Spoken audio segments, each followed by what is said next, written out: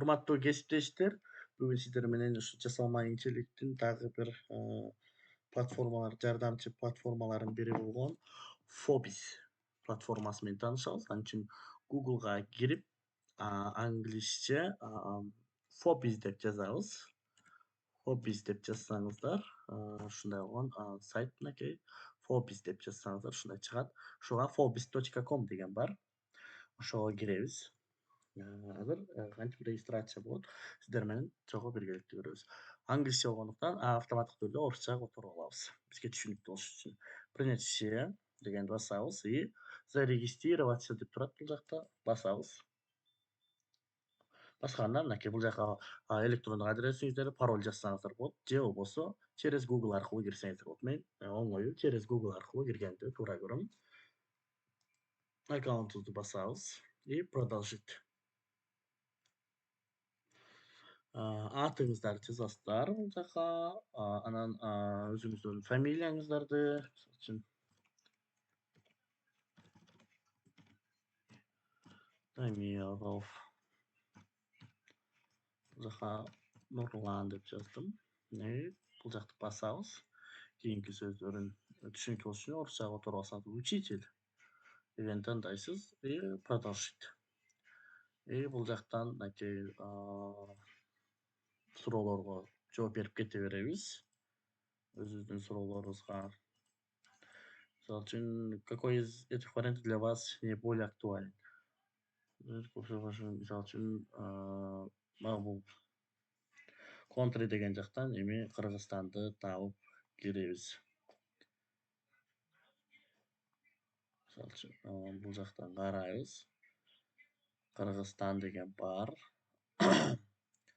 Дагы карасаңыздар, Казакстан, мынакей Кыргызстан деген басып атабыз.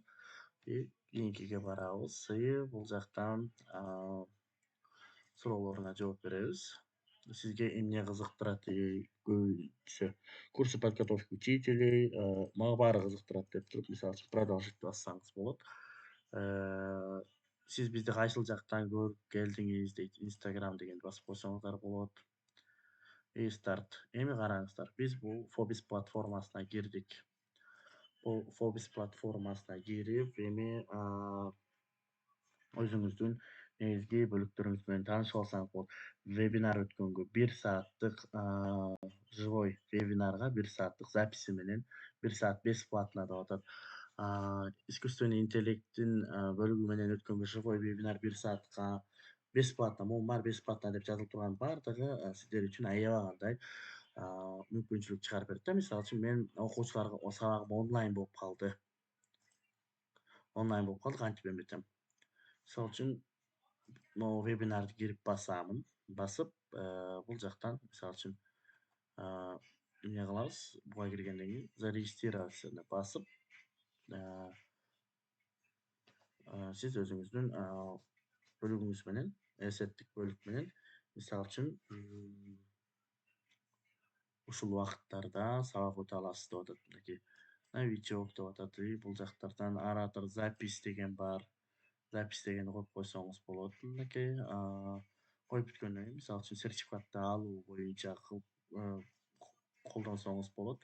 Сизге Phobis сертификат жазып бере алат. Мынакей сертификат платформа Phobisден сертификат алып алсаңыздар болот. Phobis платформасы менен кайсыл убакта кандай кылып аткандыгы тууралуу сизге маалымат берип турат. Phobis платформасында сертификат алып алсаңыз болот.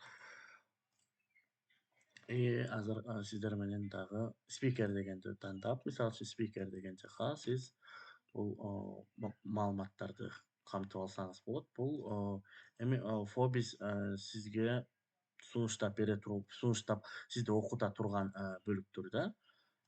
Сизге мисалы үчүн техника боюнча могул кимдер өтөт экен да эртең, мисалы үчүн техника боюнча ушул сабактарды өтө тургандардын кирип платформаларына катышсаңыз болот. Бул жакты басып, мисалы үчүн продолжить сейчас дегенди басып, бул эме боюнча маалымат алып алсаңыздар болот экен. Вебинар понедельник 5 февралдан мисалы үчүн 14:00-дан 15:00-га чейин болуптур. Мынакей көрүп атасыздар. Моя школа деген бар. Бул жактан сиз өзүңүздүн информацияларыңызды ала турасыздар. Бул Phobis программасы аркылуу сиздер өзүңүздөрдүн билимиңиздерди дагы тереңдетсеңиздер болот. Бир гана өзүңүздөр сабакка эмес, өзүңүзгө керектүү бөлүктөрдү дагы колдонсоңуздар болот да.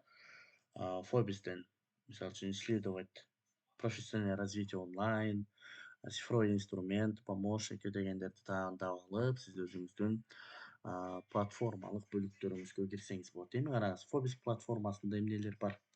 Чат искусственный интеллект бар, чат бөлүктөрү бар, чаттык платформасы бар. Ушул платформалык негиздерде чаттык негизги түзүлүштөрдү ала аласыздар. Мисалы үчүн биз Phobis платформасын негизги түзүлүштөрү көрүп көрөлү. Бул жактан карасаңыздар, материалдар, көбүнчө бөлүктөр бар. Мисалы үчүн жасалма интеллект дегенди басып көрөлү, чаттын тандап көрөлү. Чатта мисалы үчүн привет жасалма интеллектте кандай өтсөк, мисалы үчүн привет деп жаздык. Бул бизге ChatGPT сыяктуу эле жооп бере берет. Мисалы үчүн салам деп жазып көрөлү. Бизге кандай жооп берет экен? Салам алейкум. Алейкум салам. Мынакей көрүп атасыздар. Бул жакта бизге ChatGPT уже заманбап технология жооп берип атат.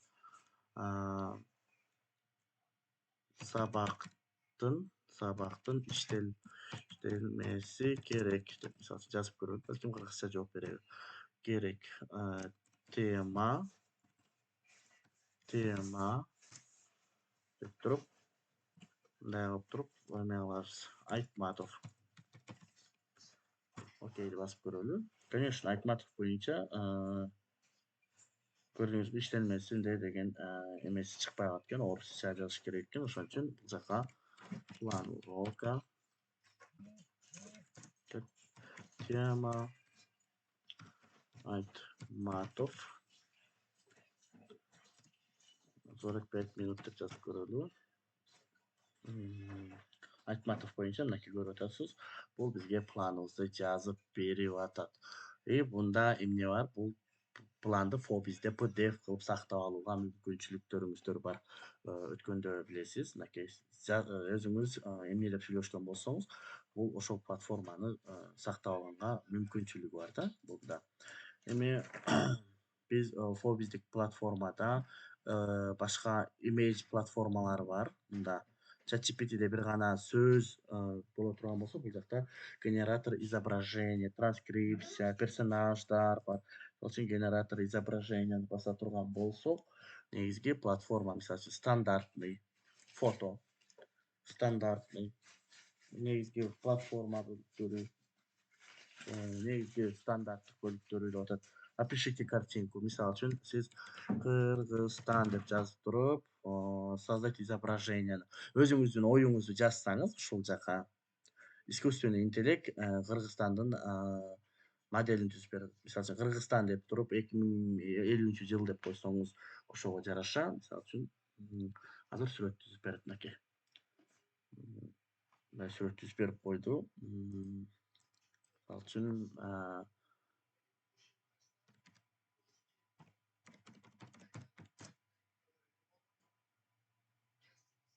технология деп көрөлү. Создать изображение.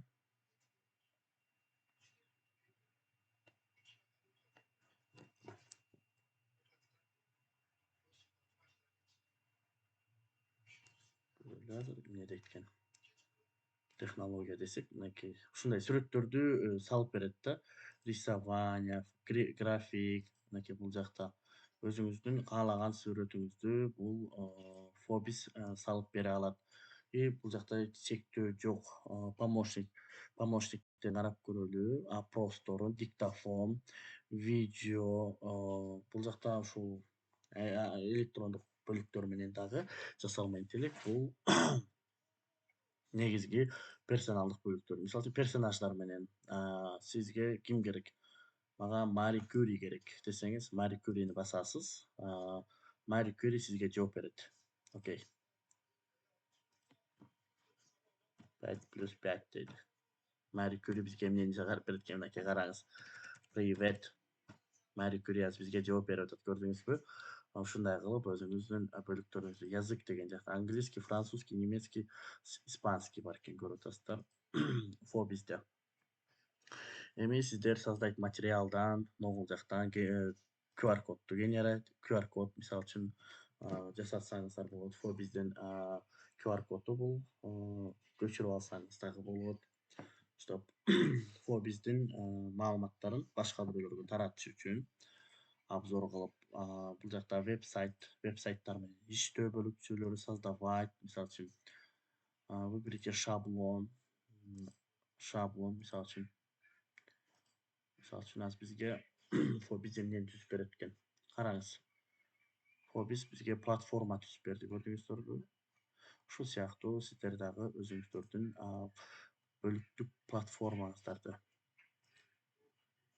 бул жака түздүртүп алсаңыздар болот. Пландарыңыздарды, учебный совет, мисалы үчүн учебный совет деген мисалы создавать деньги десеңиз, бул жака мындай болгон платформалар бар. Онлайн кирип, доскада булчу.